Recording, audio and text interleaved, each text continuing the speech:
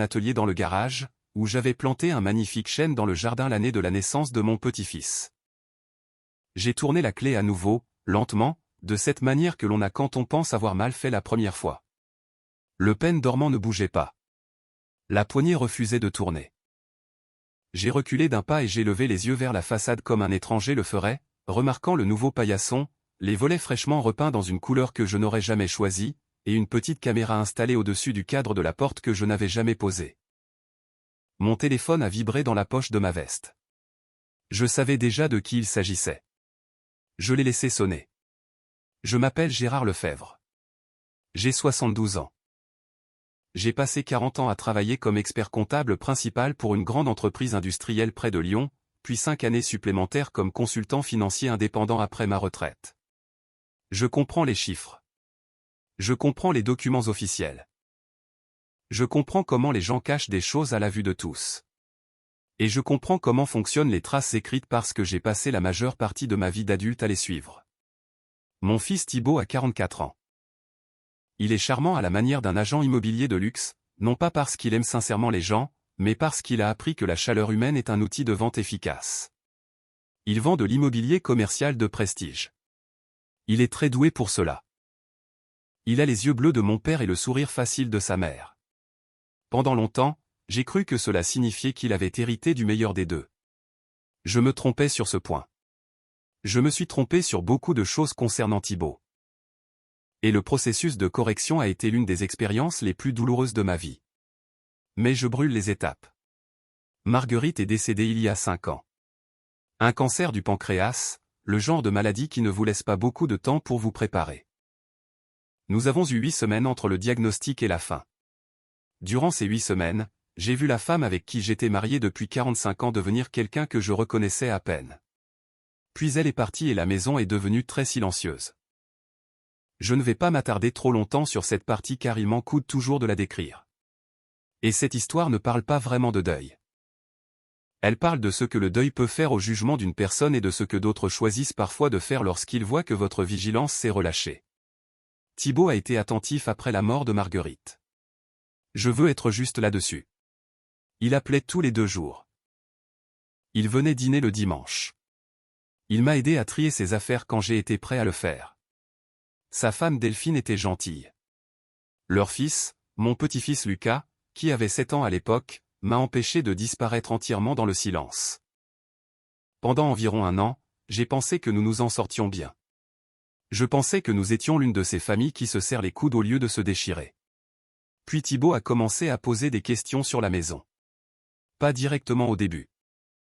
La façon dont Thibaut fait les choses est rarement directe. Il tourne autour du sujet. Il l'aborde de biais, le glisse dans la conversation entre 2 autres sujets, le laisse reposer pendant que vous parlez d'autre chose, puis y revient un peu plus tard avec plus d'insistance. Je l'avais vu faire cela avec des clients lors de réceptions et j'avais toujours trouvé cela impressionnant. J'ai trouvé cela beaucoup moins impressionnant quand j'ai réalisé qu'il le faisait avec moi. Cela a commencé par de l'inquiétude. C'est toujours ainsi que cela commence. Papa, cet endroit demande beaucoup d'entretien pour un homme seul, tu ne penses pas? Je lui ai dit que je m'en sortais très bien.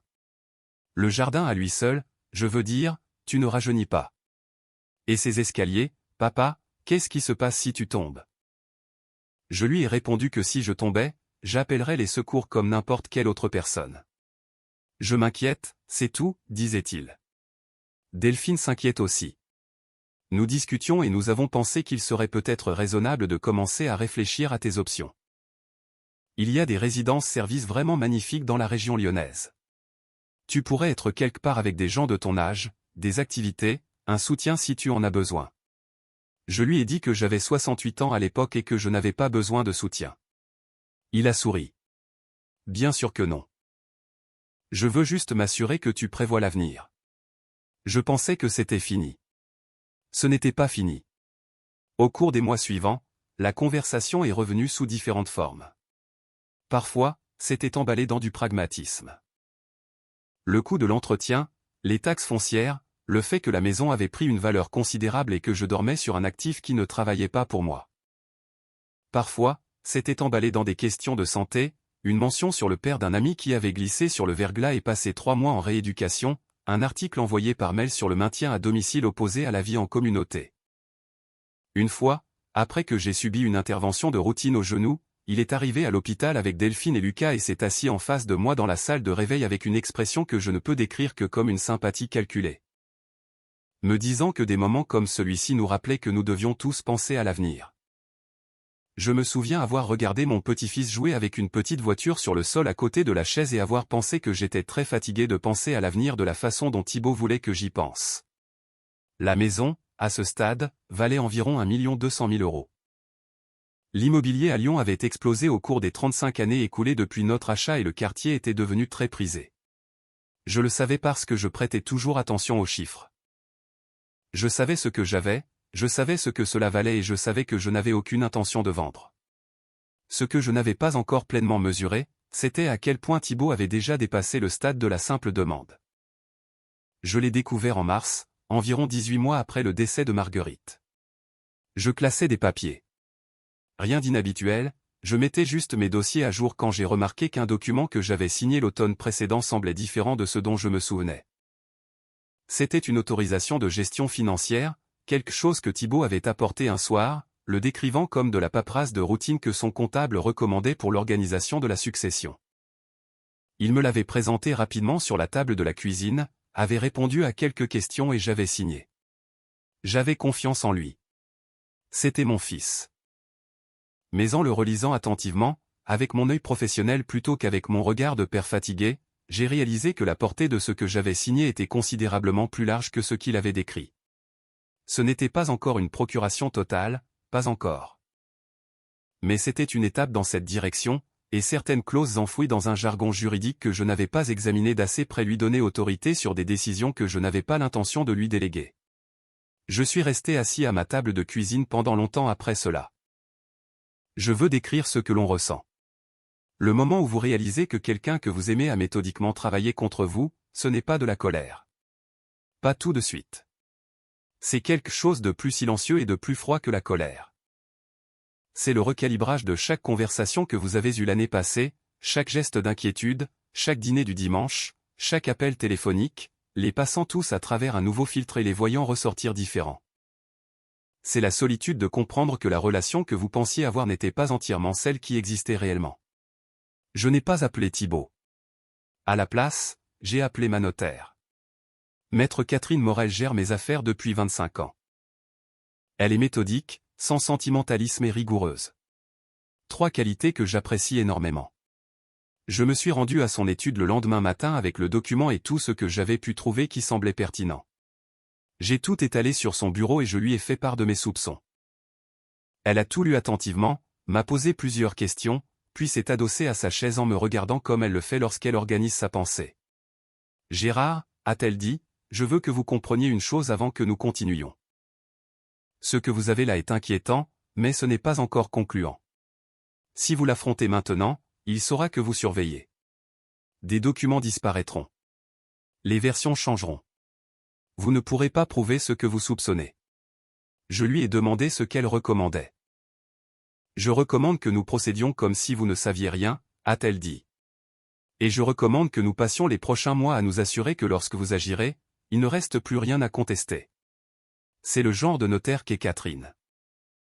Au cours des 4 mois suivants, nous avons tout documenté. Catherine m'a aidé à révoquer discrètement l'autorisation que j'avais signée, en la remplaçant par un document correctement structuré qui ne donnait rien à Thibaut au-delà de ce qu'un enfant adulte pourrait légitimement aider à gérer. Nous avons fait cela avec prudence, sans l'annoncer, sans rien changer qui puisse signaler à Thibaut que la situation avait basculé. J'ai également fait installer un véritable système de sécurité dans la maison avec des caméras à chaque entrée, un système professionnel qui stockait les images sur un serveur distant, et j'ai dit à Thibaut quand il l'a remarqué que je l'avais fait à cause d'un cambriolage 2 rues plus loin. Il a hoché la tête et a dit que c'était intelligent. C'était intelligent, mais pas pour la raison que je lui avais donnée. Pendant ce temps, je restais vigilant. Thibaut continuait ses visites, ses appels, son manège habituel. Il a mentionné une fois, comme si de rien n'était, qu'il avait un collègue spécialisé dans les transactions immobilières privées, des arrangements discrets. Il disait que c'était pour les familles gérant des situations complexes. J'ai noté cela. Il m'a demandé une fois si j'avais mis à jour mon testament depuis la mort de Marguerite, et je lui ai dit que j'y travaillais avec Catherine, ce qui était vrai et semblait le satisfaire temporairement. Ce que je ne savais pas encore, ce que j'étais en train de découvrir, c'était que Thibaut était déjà allé beaucoup plus loin que je ne l'imaginais. Catherine m'a appelé un mardi matin en juin. Elle avait effectué des recherches discrètes par des canaux qu'elle préférait ne pas détailler, et elle avait trouvé quelque chose. Thibaut avait rencontré un avocat spécialisé dans l'immobilier. Pas ses contacts commerciaux habituels, mais un spécialiste du résidentiel. Des documents étaient en mouvement, pas encore déposés, pas encore complets, mais en cours, impliquant le transfert de ma propriété. L'autorisation que j'avais signée l'automne précédent, celle à la portée étendue, avait été utilisée pour initier quelque chose. Je me suis assis dans ma voiture sur le parking du supermarché où je venais d'acheter du lait et des œufs, j'ai regardé le vert des arbres le long de la rue, et j'ai respiré calmement pendant un moment. Puis j'ai rappelé Catherine et j'ai demandé combien de temps il nous restait. Des semaines, a-t-elle dit. Peut-être quelques mois si nous avons de la chance. Alors finissons de tendre le piège, ai-je répondu. Voici ce que Thibaut ne savait pas. Il ne savait pas que l'autorisation avait été révoquée et remplacée par un document qui semblait presque identique mais ne contenait aucun des pouvoirs qu'il croyait détenir. Il ne savait pas que Catherine s'était coordonnée avec un spécialiste des fraudes en qui elle avait confiance. Il ne savait pas que j'avais discrètement transféré la propriété dans une société civile immobilière familiale, une SCI, quelque chose que Catherine et moi avions finalisé 3 semaines plus tôt. Ce qui signifiait que le titre de propriété sur lequel il pensait travailler n'était plus le titre actuel. Et il ne savait pas que les caméras de sécurité enregistrant chaque entrée et sortie de ma maison étaient connectées à un système de stockage cloud qui conservait 60 jours d'images en permanence. Il pensait que j'étais un veuf de 72 ans qui regrettait sa femme et faisait confiance à son fils. Il avait à moitié raison. Le voyage à Brest était l'idée de Catherine. Elle pensait que cela aiderait si Thibaut me croyait loin et distrait, un long trajet, un vieil ami, une semaine hors de la maison.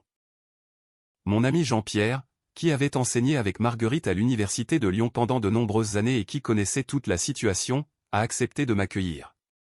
J'ai pris le train pour la Bretagne un dimanche.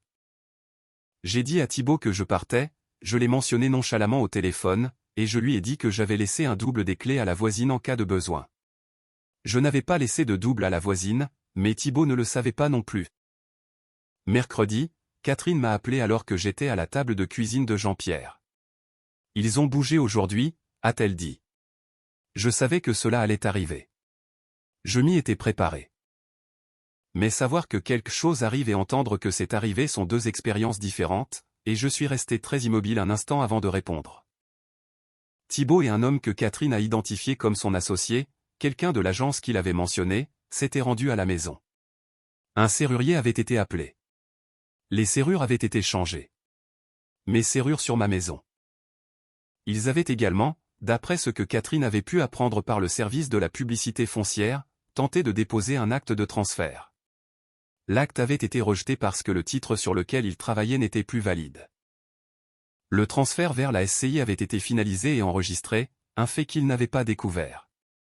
Leur paperasse faisait référence à une propriété qui, légalement, n'existait plus sous la forme qu'ils croyaient. Ils avaient changé mes serrures sur une maison qu'ils ne possédaient pas et ne pouvaient pas transférer. J'ai fini mon café. J'ai remercié Jean-Pierre. J'ai pris un taxi pour la gare. Je suis rentré chez moi jeudi matin. Je veux décrire ce moment sur le perron parce que c'est l'instant où je reviens sans cesse.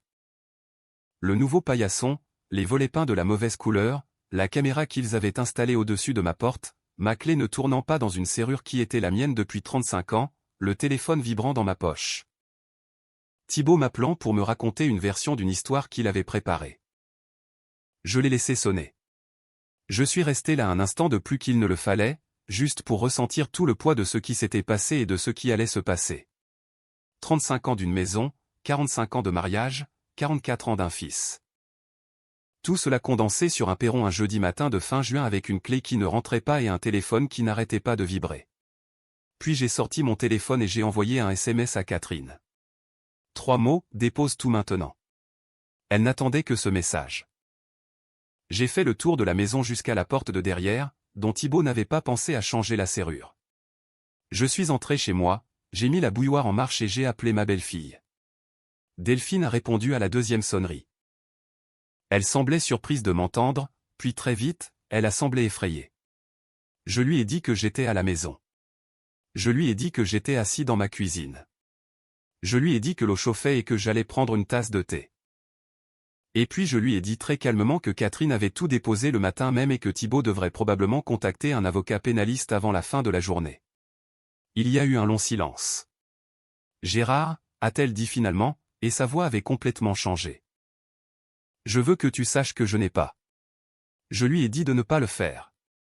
Je sais, ai-je dit. Je sais que tu l'as fait. Cela comptera. J'ai bu mon thé. J'ai attendu.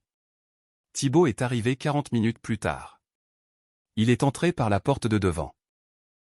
Il avait la clé de la nouvelle serrure, bien sûr, et m'a trouvé à la table de la cuisine, les mains autour de ma tasse et un dossier de documents sur la table devant moi. Il s'est arrêté net en me voyant. Il a regardé le dossier. Il a regardé mon visage. Quoi qu'il ait préparé de dire, il ne l'a pas dit. Je lui ai dit de s'asseoir. Il s'est assis. Je lui ai dit ce que je savais. Pas tout, car Catherine m'avait conseillé sur ce qu'il fallait divulguer exactement et ce qu'il fallait garder pour la procédure, mais suffisamment. Je lui ai parlé de l'autorisation, de ce à quoi elle avait servi, de la SCI, du dépôt de l'acte qui avait été rejeté, des images des caméras qui vivaient désormais sur un serveur quelque part à Paris. Thibaut est le fils de sa mère à certains égards. Quand il est acculé, il devient silencieux. Il ne fanfaronne pas. Il s'est assis en face de moi et il était très calme. Et j'ai vu passer quelque chose sur son visage que je n'y avais pas vu depuis longtemps. Quelque chose qui aurait pu être de la honte ou simplement la reconnaissance qu'il s'était lourdement trompé dans ses calculs. « Papa » a-t-il commencé. « Ne dis rien » ai-je coupé. Il a fermé la bouche. « Je ne sais pas » ai-je dit lentement. « Pourquoi tu avais besoin de cet argent au point de faire ça ? Je ne sais pas si c'était des dettes professionnelles ou autre chose, ou si tu as juste regardé cette maison et décidé qu'elle devait être à toi avant qu'elle ne le soit. Je vais laisser les avocats et le tribunal s'occuper de cette partie-là. Ce n'est pas mon travail. » Il a commencé à dire autre chose et j'ai levé la main. « Mon travail, ai-je dit, était de protéger ce que ta mère et moi avons construit. C'est ce que j'ai fait. Le processus juridique a duré 14 mois. Je ne vais pas tout détailler parce que c'est encore difficile et que c'est franchement fastidieux. C'est le résultat qui compte. L'utilisation frauduleuse de l'autorisation financière a entraîné des poursuites pour abus de faiblesse et tentatives d'escroquerie.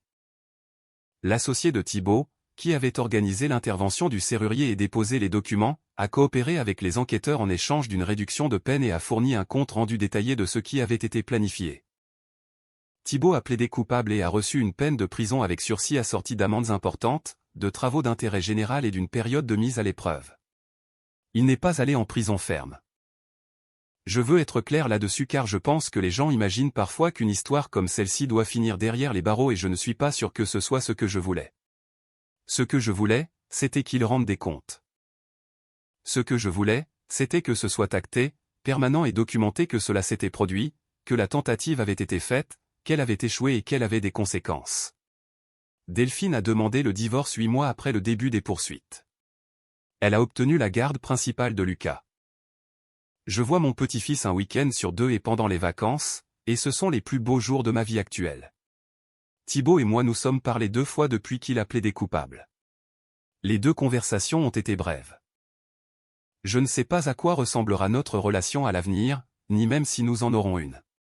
C'est une question avec laquelle j'ai appris à vivre plutôt que de chercher à y répondre.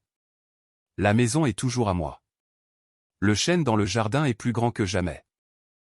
J'ai fait changer les serrures à nouveau, mes serrures, ma clé, et le serrurier qui l'a fait était un jeune homme de Villefranche qui a fait un commentaire sur la qualité de la quincaillerie d'origine et semblait sincèrement heureux de restaurer quelque chose plutôt que de le remplacer. Je lui ai donné un bon pourboire.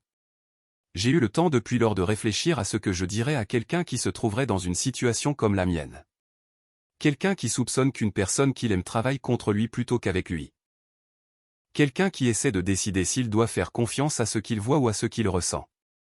Faites confiance à ce que vous voyez. Documentez tout. Agissez lentement et prudemment plutôt que rapidement et émotionnellement, car la vitesse favorise la personne qui est déjà en mouvement et la patience favorise celle qui est attentive. Ne laissez pas le deuil vous rendre négligent avec ce que vous avez construit. C'est plus dur que cela en a l'air. Quand vous avez perdu la personne qui a construit tout cela avec vous, les choses que vous avez créées ensemble peuvent commencer à peser moins lourd que des souvenirs, le jardin, les escaliers, les pièces qui sont trop calmes. Les gens qui veulent obtenir quelque chose de vous utiliseront cette lourdeur. Ils présenteront votre maison comme un fardeau et eux-mêmes comme un soulagement. Ils appelleront cela de l'inquiétude. Certains d'entre eux y croiront même, du moins en partie. Mais une maison n'est pas seulement un actif financier. C'est une continuité. C'est la trace physique d'une vie. Le chêne que j'ai planté quand mon petit-fils aîné porte sa taille marquée sur le mur du garage à 1, 2 et 3 ans, avec l'écriture de Marguerite. Cela vaut plus que n'importe quelle offre sur le marché. Ne supposez pas que l'âge fait de vous une cible. C'est pourtant le cas. Parfois, il y a des gens qui regardent quelqu'un de 70 ans et voient quelqu'un dont la vigilance s'est émoussée, quelqu'un qui peut être géré. Ces gens se trompent généralement. Et quand ils découvrent à quel point ils se trompent, cela a tendance à leur coûter cher. Prenez un bon notaire. Pas parce que vous vous attendez à en avoir besoin, mais parce qu'en avoir un signifie que lorsque l'inattendu se produit, et l'inattendu finit toujours par se produire, vous êtes déjà en relation avec quelqu'un qui connaît votre situation et peut agir rapidement. Catherine connaissait mes dossiers. Elle connaissait mes intentions. Cela signifiait que lorsque le moment est venu, nous n'avons pas perdu des semaines à la mettre au courant. Nous avons agi le jour même. Et enfin, il est possible d'aimer quelqu'un et de le tenir quand même pour responsable. Ce ne sont pas des choses contradictoires. J'aimais mon fils. Je l'aime toujours. De cette façon compliquée dont on aime quelqu'un qui vous a montré une facette de lui-même que vous ne pouvez plus ignorer. L'aimer ne signifiait pas permettre que ce qu'il a tenté de faire reste impuni. Cela signifiait dire la vérité sur ce qui s'est passé, clairement et complètement, et laisser les conséquences suivre leur cours. Ce n'est pas de la cruauté. C'est du respect pour lui, pour moi-même, et pour tout ce que sa mère et moi avons passé notre vie à bâtir. Le chêne va être magnifique cet automne. Je le sais déjà. Cette histoire est un rappel puissant que la trahison familiale peut frapper là où on s'y attend le moins, surtout lorsque l'on traverse des moments de vulnérabilité comme le deuil. Gérard a su transformer sa douleur en une stratégie méthodique pour protéger non seulement son patrimoine, mais aussi la mémoire de sa vie avec Marguerite. Dans notre société actuelle, l'abus de faiblesse envers les seniors est un sujet de plus en plus préoccupant, souvent caché derrière des intentions qui semblent bienveillantes. La prudence et l'anticipation juridique ne sont pas des signes de méfiance excessive, mais des actes d'amour envers ce que l'on a construit. Cette vidéo met en lumière l'importance de s'entourer de professionnels de confiance et de ne jamais ignorer son instinct, même face à ses propres enfants. Selon vous, Gérard a-t-il été trop dur avec son fils Thibaut en allant jusqu'au tribunal, ou était-ce la seule façon de lui faire prendre conscience de la gravité de ses actes?